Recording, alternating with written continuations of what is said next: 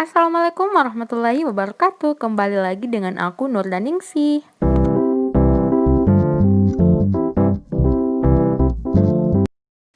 Teman-teman, kita ketemu lagi nih di latihan soal SKB CPNS hasil dari tryout aplikasi Ayo CPNS part 4. Selamat belajar. Sekarang untuk nomor 1, perawat baru saja memberikan ibuprofen atau Prolis pada seorang anak dengan suhu 38,8 derajat Celcius. Nah, apakah tindakan lain yang harus perawat lakukan? A. Membatasi cairan dalam 8 jam. B. Menyeka anak dengan air dingin. C. Merencanakan pemberian asam salisilat atau aspirin dalam 4 jam. D. Melepaskan pakaian tebal dan selimut untuk anak. E. Observasi suhu setiap 30 menit. Nah, jawaban yang tepat pada nomor 1 adalah bagian D. Melepaskan pakaian tebal dan selimut untuk anak. Pembahasannya seperti ini ya teman-teman. Rasionalnya, setelah memberikan ibuprofen, pakaian dan selimut harus dilepas. Anak dapat seakan dengan air suam-suam kuku, namun bukan air dingin. Karena air dingin dapat menyebabkan menggigil, sehingga meningkatkan kebutuhan metabolisme yang telah terjadi karena demam. Aspirin tidak diberikan pada anak dengan demam karena berisiko timbul sindrom Rey. Kemudian cairan perlu ditingkatkan untuk mencegah dehidrasi sehingga asupan cairan per oral tidak boleh dibatasi. Kemudian untuk memeriksa suhu anak dianjurkan setiap 1 jam sampai 2 jam sekali. Bukan 30 menit ya teman-teman. Kemudian terkait efek pengobatan maka disarankan memeriksa suhu 1 jam setelah pemberian ibuprofen. Jadi sudah jelas jawabannya adalah bagian D. Selanjutnya untuk nomor 2, sesuai keputusan Menteri Kesehatan Republik Indonesia nomor 378 garing Menkes garing SK garing 11 garing 2007, perawat gigi adalah A. Setiap orang yang telah lulus pendidikan perawat gigi sesuai dengan perundang-undangan yang berlaku. B. Setiap orang yang membantu dokter gigi. C. Setiap orang yang bekerja di lingkungan kesehatan gigi. D. Setiap orang yang magang di klinik gigi. E. Semua benar. Jawabannya adalah bagian A. Setiap orang yang telah lulus pendidikan perawat gigi sesuai dengan perundang-undangan yang berlaku. Perawat gigi adalah orang yang telah lulus pendidikan perawat gigi sesuai dengan perundang-undangan berlaku. Selanjutnya, perawat gigi yang menjalankan tugas di seluruh Indonesia harus mempunyai SIPG dan SIK sesuai dengan peraturan pemerintah. Jadi sudah jelas ya teman-teman, jawabannya adalah bagian A. Gak apa-apa, siapa tahu aja tentang perawat gigi juga masuk dalam kategori perawat. Next, untuk nomor 3, Hari Kesehatan Dunia diperingati setiap A. 17 Maret, B. 7 April, C. 21 Juni, D. 20 November, E. 12 Januari. Jawaban yang tepat pada nomor 3 adalah bagian B. 7 April. Hari Kesehatan Sedunia diperingati setiap tanggal 7 April. Diingat ya teman-teman, tanggal 7 April. Selanjutnya untuk nomor 4, untuk meningkatkan mutu praktik keperawatan dan untuk memberikan perlindungan serta kepastian hukum kepada perawat dan masyarakat dibentuk titik-titik. A. Kolegium, B. Konsil Keperawatan, C. KTKI, D. PPNI, E. Institusi Keperawatan. Nah, jawaban yang paling tepat pada nomor 4 adalah bagian B. Konsil Keperawatan. Selanjutnya untuk nomor 5, lembaga yang melakukan tugas secara independen disebut A. Organisasi Profesi Perawat, B. Kolegium Keperawatan, C. Wahana Pendidikan Keperawatan, D. Konsil Keperawatan, E. Semua benar.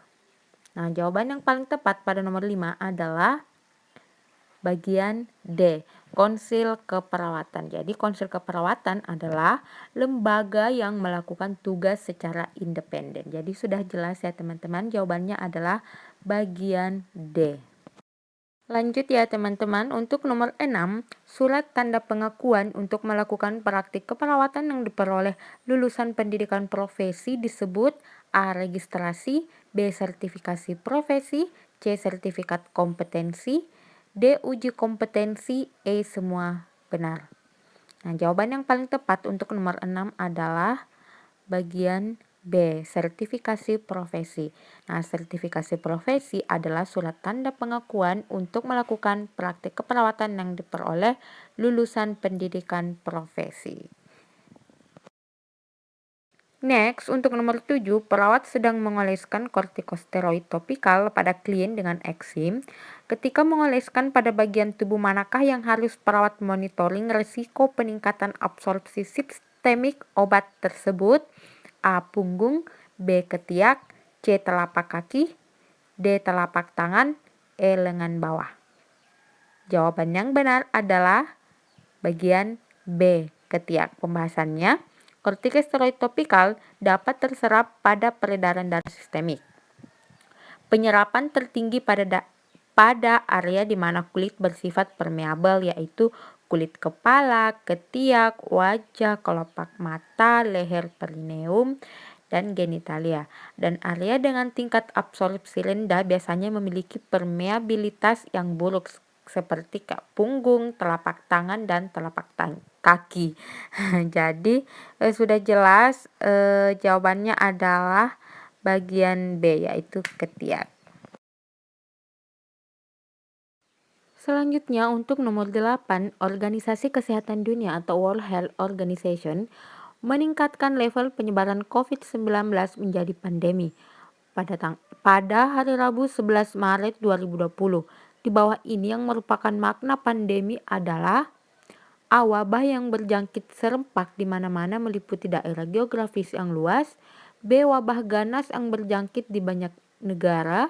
C. Penyakit yang berstatus resiko tinggi. D. Wabah yang terjadi tiba-tiba di banyak negara. E. Virus yang paling banyak membuat isolasi. Nah, jawaban yang paling tepat pada nomor 8 adalah bagian A.